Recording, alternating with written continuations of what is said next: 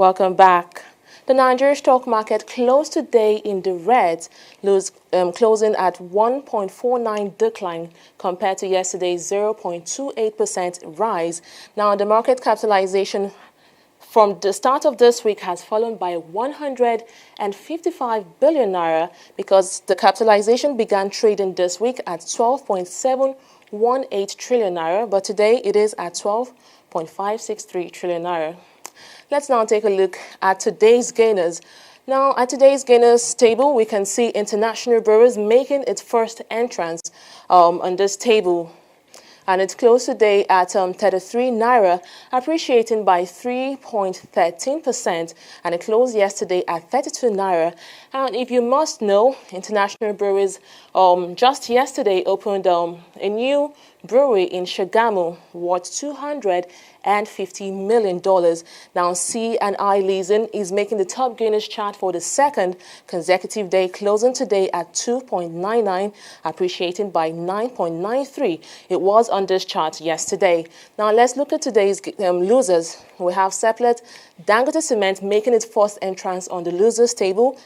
If you must know, Dangote Cement was the top trader, or it led the top gainers table on Monday, but sadly, it is on the top losers table today, Wednesday, and it's closed today at 223, depreciating by 3.04%. And Flour Mill is on the losers table for the second consecutive day. And this comes after the company appointed a new finance officer.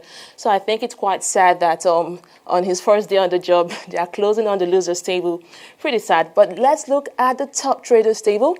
And if you take a very good look at the top traders table, you can see that it is dominated by the banking sector. And all four of them made over 1.1 billion naira sale. That is more than 50% of the total sales value of sales for today.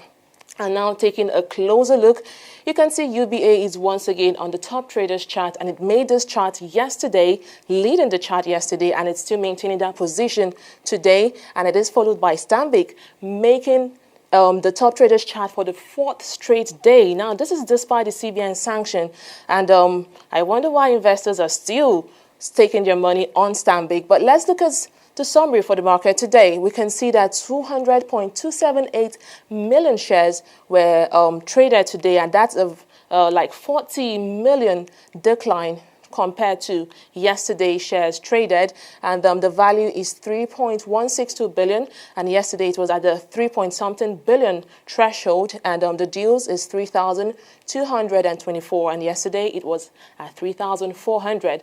But let's now see how the global stock market fared today.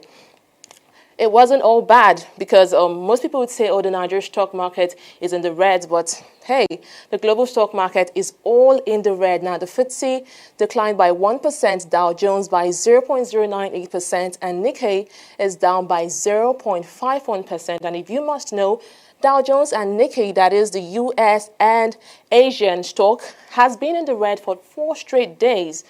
And some people will say this is as a result of the trade war between China and the US. Maybe, maybe not. And the London stock yesterday made a gain, but today it actually closed in the red. Well, that's a look at the activities on the stock market. Over to you, Aneta. Well, Fidelia, I couldn't help but notice, I took a look at the NSC's Stock Market Weekly Report for August 31st, and I saw that United Bank for Africa has been steadily recording increases in the volume and volume of shares traded. Now, why is that? Can you tell me? Well, Aneta, that is very observant of you because UBA has led the top traders chart for the second consecutive day, and they have been making huge gains in the stock market, and this comes with the launch of their Leo app, which is a banking app launched on WhatsApp, which enables customers to, pay money, transfer money, pay for bills, and do other banking transactions. And anything that makes banking easier for customers, they wouldn't mind banking with you. And they also added 4 new members to their board of directors just yesterday, which I made mention of. So I think all this contributes to, the gains that UBA is making in the stock market. All right, thanks for that update, Fidelia.